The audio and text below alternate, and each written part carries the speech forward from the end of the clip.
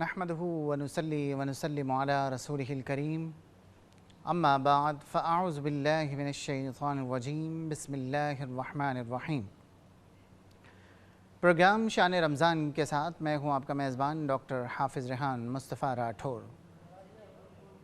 ناظرین کرام، کل کیونکہ غزوہ بدر تھا اور ایک شخصیت جن کے بارے میں ہم بات کرنا، کیونکہ کل پروگرام میں کالر شامل تھے اور اس کے ساتھ ہمارے کوشچنز تھے، تو اس شخصیت کا ذکر کرنا ہم بھول گئے تھے۔ پروگرام کے اوقات جو ہے وہ ہمیں اجازت نہیں دے رہے تھے کہ ہم شامل کر سکیں، لیکن آج ان کا ذکر انشاءاللہ العزیز میں کر رہا ہوں، اور میری خوش قسمتی ہے، خوش نصیبی ہے کہ میں اس شخصیت کا ذکر کر رہا ہوں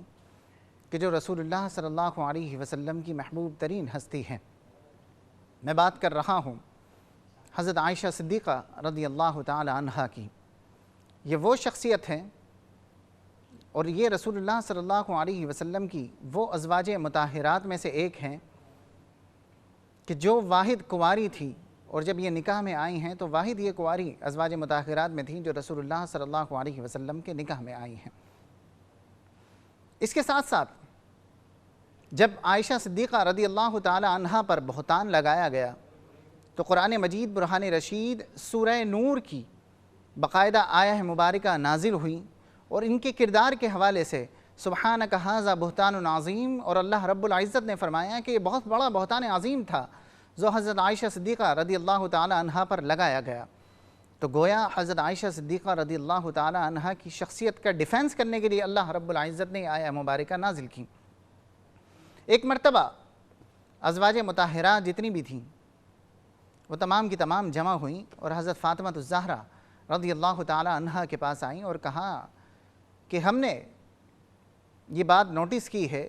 کہ رسول اللہ صلی اللہ علیہ وسلم سب سے زیادہ محبت اور اپنا وقت جو ہے وہ حضرت عائشہ صدیقہ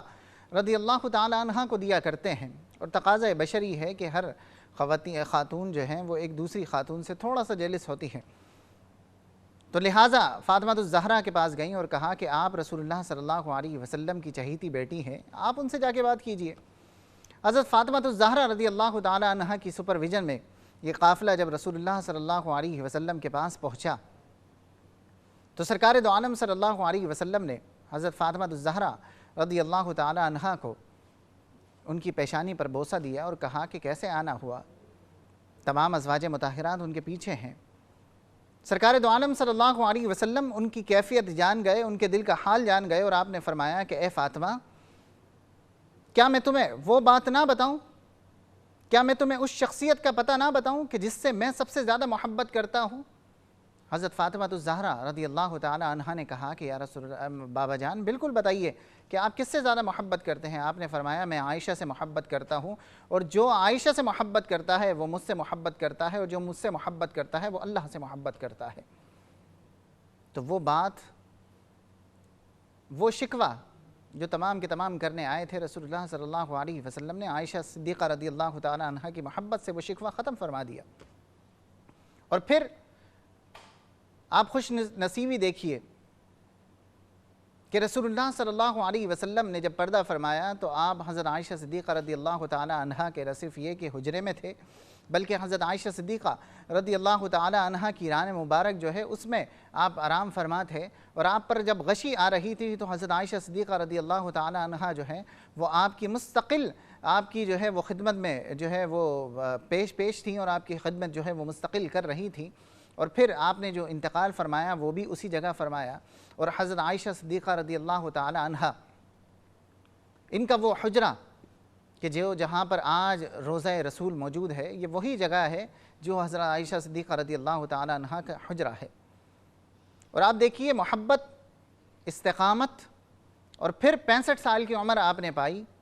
اور حضرت امیر معاویہ رضی اللہ تعالی عنہ جب خلیفہ بنے تو ان کے وقت پہ جو ہے آپ کا انتقال ہوا، آپ نے پردہ فرمایا۔ اور حضرت عائشہ صدیقہ رضی اللہ تعالی عنہا وہ جگہ جو رسول اللہ صلی اللہ علیہ وسلم کی قبر کی جگہ ہے، جہاں پر روضہ رسول آج موجود ہے، اور آپ کی یہ خواہش تھی کہ میری بھی تدفین یہیں پر کی جائے، لیکن وقت وہ آیا کہ جب امیر المؤمنین حضرت فاروق اعظم رضی اللہ تعالی عنہ زخمی ہو گئے، اور آپ کی آرزو آپ نے اپنے بیٹے حضرت عبداللہ بن عمر ابن عمر رضی اللہ تعالیٰ عنہ سے کہا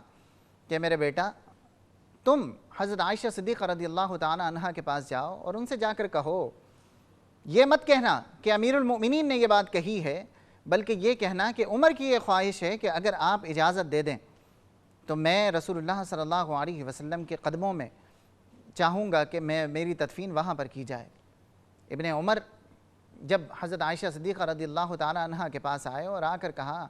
کہ میرے والد گرامی عمر ابن خطاب رضی اللہ تعالیٰ عنہ کی یہ خواہش ہے، آپ کیا کہتی ہیں اس کے بارے میں؟ تو حضرت عائشہ صدیقہ رضی اللہ تعالیٰ عنہ کی سخاوت کا عالم دیکھیے کہ آپ نے فرمایا کہ خواہش تو میری یہ تھی کہ میری تدفین وہاں پر ہو، لیکن اب عمر نے یہ بات کہی ہے تو لہٰذا ان کا حق ہے، وہ یہاں پر ان کی تدفین کی جا سکتی ہے۔ فاروق اعظم رضی اللہ تعالیٰ عنہ کو جب یہ بات معلوم ہوئی تو آپ کے دل میں ہوا کہیں ایسا تو نہیں ہے کہ میں خلیفہ ہوں، اس کی وجہ سے آپ نے اجازت دے دی ہو؟ تو آپ نے کہا، ابن عمر کو کہا کہ ابن عمر جب میری روح جو ہے جسم سے نکل چکی ہو اور میرا جنازہ دوبارہ سے حضرت عائشہ صدیقہ رضی اللہ تعالیٰ عنہ کے پاس لے کر جانا اور پھر ان سے اجازت طلب کرنا، اگر جب وہ اجازت دے دیں تو پھر وہاں پر روضہ رسول پر میری تدفین کرنا، ادروائز اگر وہ اجازت نہ دیں تو مجھے جنت البقیع میں میری تدفین کر دی جائے۔ لہٰذا دوبارہ اجازت لی گئی اور حضرت عائشہ صدیقہ رضی اللہ تعالی عنہ نے دوبارہ اجازت مرحمت فرما دی۔ تو یہ وہ شخصیت ہے، یہ وہ ذات ہے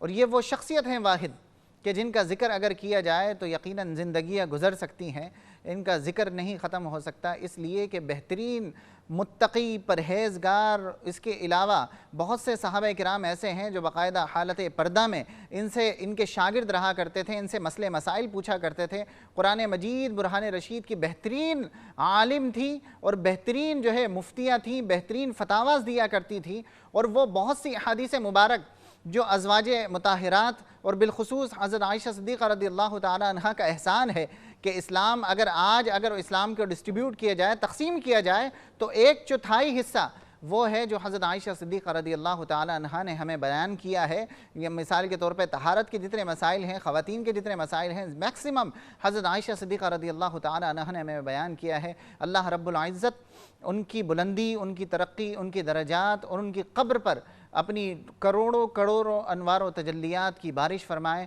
آمین۔ ناظرین کرام، پروگرام میں وقت ہوا ہے ایک مختصر سے بریک کا، انشاءاللہ العزیز ہم بہت جلد واپس آ رہے ہیں، اور میں بتاتا چلوں کہ آج ہم جو موضوع یہاں پر ڈسکس کریں گے وہ کریں گے کہ خواب کیا کہتے ہیں، خوابوں کی کیا تعبیر ہے، خوابوں کی حقیقت کیا ہے، انشاءاللہ قرآن و حدیث سے جاننے کی کوشش کریں گے، ہمارے ساتھ ہی رہیے گا۔